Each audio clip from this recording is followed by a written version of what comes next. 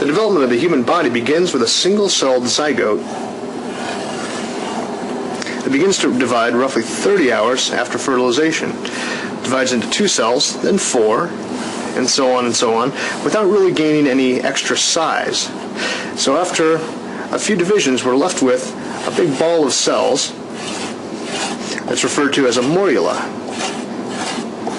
Now, as these cells keep dividing, they eventually run out of room to get nutrition from the surface. So they're going to have a cavity that forms inside, and that's going to be called the blastocyst cavity. And we'll take a look at that by taking a cross-section through the morula.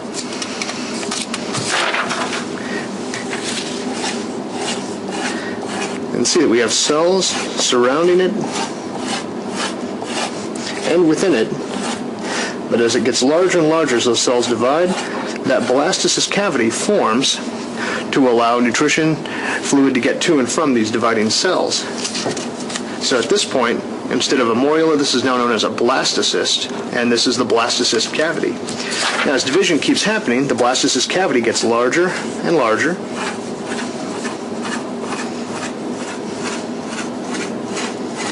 And one group of cells gets kind of sequestered off to one end of the blastocyst.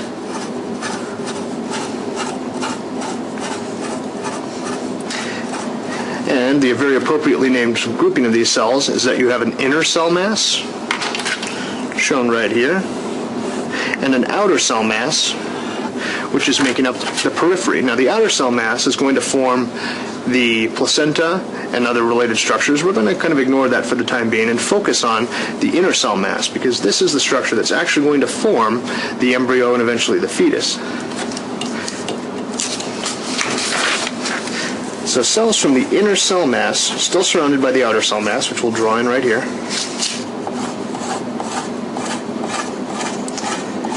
begin to subdivide a little bit. So we have cells that are still in contact with the blastocyst cavity, but the cells that are kind of sequestered away from it get very tall. And these cells, these tall cells, are known as the epiblast, right here in blue. And the cells that are in contact with the blastocyst cavity are known as the hypoblast cells. Now, important thing about these epiblast cells, these will be what forms the actual embryo. These hypoblast cells, despite being part of the inner cell mass, don't really contribute anything to the mature human being. Now we move just a little further down, and because all these cells are still dividing and all this diffusion is taking place, we need to have another cavity to supply those epiblast cells. So in addition to that early blastocyst cavity in contact with the hypoblast cells, and I'm drawing in right here. And by the way, this whole area is now known as the primitive yolk sac. Magically changes names for no good reason. We have the tall epiblast cells, and as I said before, they have their own cavity. And this cavity, shown right here, is referred to as the amnion. And the amnion, despite its location right now, will eventually surround and completely encompass the developing embryo and fetus all the way up until birth.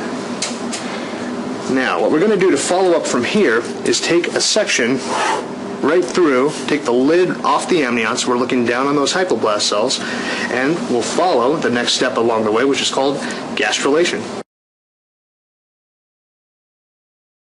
We've gone through the point of looking at the formation of the bilaminar embryo, which is the group name for these epiblast cells in blue and the hypoblast cells in orange. And just above them we have the amniotic cavity that we sliced open. And if we were to look down, taking the lid off of that, what we'd see is kind of an elongated little disc of epiblast cells. And as I said before, these are the cells that are actually going to form really all the structures of the developing human. And we color it in blue because that's the kind of color scheme we're going to keep in place for the next series of steps. Now what happens next is this process called gastrulation. And a lot of developmental biologists joke that this is the most important thing that ever happens to you in your life, because we go from a sheet to a series of 3 cell layers and then into a series of tubes that form our actual mature body. And the first thing that happens is a little strip appears on the caudal end or the tail end of the developing embryo called the primitive streak. And at the very tip of that, there's an area called the primitive pit, and an important signaling area just ahead of that called the primitive node. This is the place where gastrulation happens, and it's very difficult to visualize this in 2 dimensions, so what we're going to do is take a little bit of Play-Doh here. We have the epiblast disc above, hypoblast disc below, but since that hypoblast doesn't really contribute to the mature embryo, we're going to peel that away for the moment and make a primitive streak right there. Now, what's going on at this point is the primitive streak isn't just a gap. The cells in this area are actively folding under. They're still dividing, and they kind of invade under the primitive streak and wash under to fill in the space that was beneath the epiblast and above the hypoblast. And in this process, they're actually going to obliterate all of the hypoblast cells, so we'll get rid of that. As they roll under, they're going to form a new layer, 2 new layers actually, that are being called the endoderm and the mesoderm. And as this process completes, what we're left with is this epiblast cell layer on top, which is now magically referred to as the ectoderm. In red, we have the mesoderm, and in yellow, we have the endoderm. Now, endoderm is not the same as the hypoblast. All these layers came from the epiblast cell. So, ectoderm in blue, mesoderm in red, and endoderm in yellow all come from the epiblast by way of gastrulation. Now, what's important at this point, we'll fish our abused epiblast back out here, is there's this group of cells on the midline of the epiblast that roll under through the primitive node, and on the midline of the epiblast are going to form a signaling structure that's incredibly important in embryonic development called the notochord. And it's just going to be a tube of cells sitting just under the epiblast, and it's going to be the structure that actually signals the formation of more important structures hereafter. And if we were to look for where that was located in this area, we would just have to slice and look for this nice purple dot. And this notochord may not do much in the adult, but it is going to signal the surrounding mesoderm and ectoderm to do a lot of impressive things and form the central nervous system and the epidermis, as well as all the connective tissue structures and muscles that are going to make up almost all the human body. And in yellow, these endoderm cells, what they're going to form is just the lining of the gastrointestinal, respiratory, and urogenital tracts.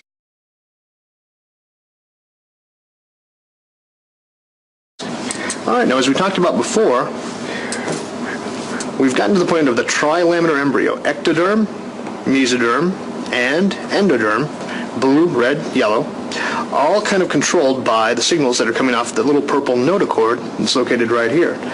What's going to happen, one of the first and major events that the notochord signals, is an involution of the ectoderm to form the neural tube. And the neural tube is going to form all of the central nervous system. Now we're going to take this as an isolated piece of ectoderm to demonstrate what happens.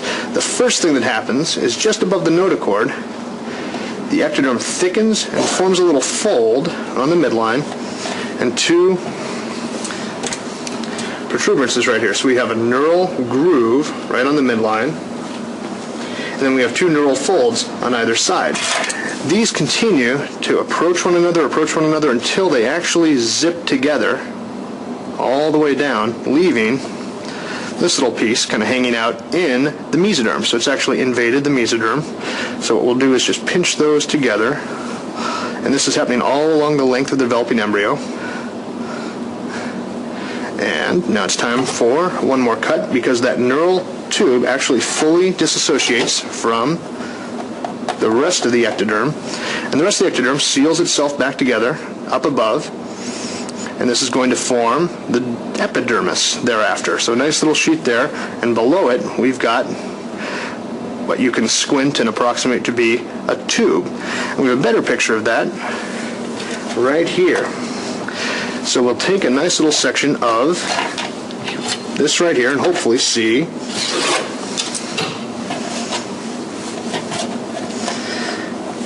the main thing I want to draw your attention to is this nice little blue tube right here. This is now the neural tube. It's going to form the brain, brainstem, spinal cord, all of the central nervous system. Just below it, in purple, is the notochord, which signaled it to pinch off from the overlying ectoderm. And now we've gone from a nice red homogeneous mesoderm to subdivided mesoderm. And this is subdivided because not only has neurulation been happening, but the notochord, and once the neural tube is in place, neural tube itself has signaled the mesoderm to further differentiate into a variety of structures. And what we have in kind of nice pink here is somatic mesoderm. It's going to form somites. Just past that, we have the intermediate mesoderm in orange. That's going to form the gonads and the kidneys. And past that, we have in pink and darker red what's called the lateral plate mesoderm. And the fact there's two colors there will imply that we're going to have a split in those two layers very shortly. And we'll talk about that in just one moment.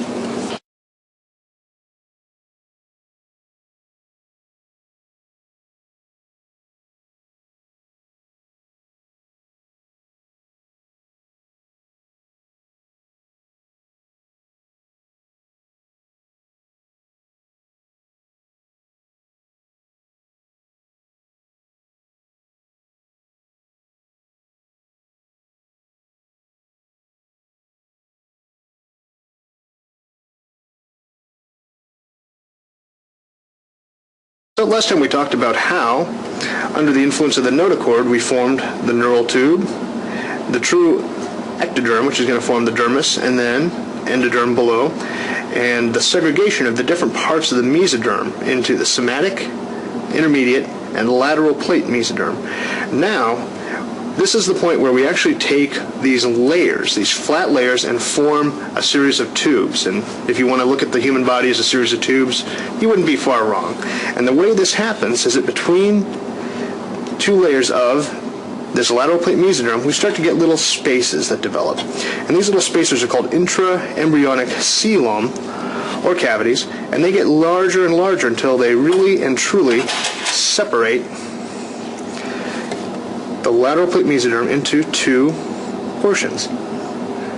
The portion that's going to be in contact with this yellow section down here, the endoderm, this whole assemblage is now referred to as the visceral or splanchnic lateral plate mesoderm. And what it's going to do is fold on itself and create the gut tube and all the connective tissue and smooth muscle that surrounds the gut tube. So let's do that. And in order to make it work, we are going to have to squish it up a little bit. So bear with me while we start folding all of this into one tube that zips together anteriorly. And the zipping together anteriorly is what completes the entire gut tube, lined by endoderm in yellow, and in red, the supporting structures that are going to supply it. So connective tissue, smooth muscle, all the vessels that are going to supply that area, and eventually this peels off so much that it's only left connected to the body wall by a thin strip of mesoderm called a mesentery. So we're going to fold this in and out of the way just a bit. Sorry, it gets a little ugly. Better idea. So that we're left with the gut tube hanging out ventral to the notochord.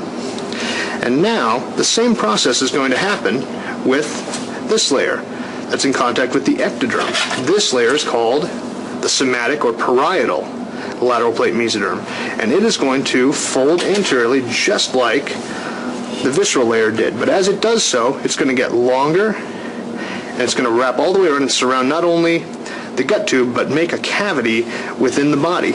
To make that happen, let's squish it out just a little bit.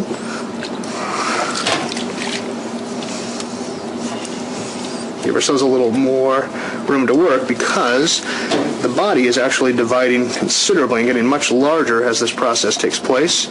And this little manta ray looking thing is going to approach ventrally, surrounding the gut tube, and form the anterior body wall right there. And that zipping together is what forms the thoracic body, the thoracic cage, the abdominal body wall, and most of the pelvis anteriorly. So that's how we wind up with a human body that's a series of tubes. We've got the neural tube, the gut tube, and if you want to think of the somatic body as a tube, you wouldn't be far wrong.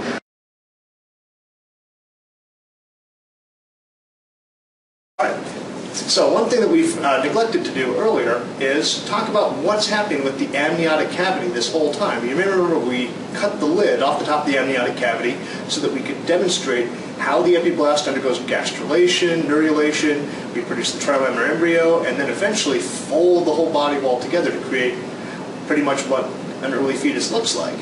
In this process, we forgot about the embryo, and we're going to remedy that now. So right here, Matt will be our embryo. If he takes a quick turn around, this will be ectoderm on the back in blue. He turns back around, and Sarah will give him his gut tube hanging out in front, right there. So gut tube in front, ectoderm behind. Take that back for a moment.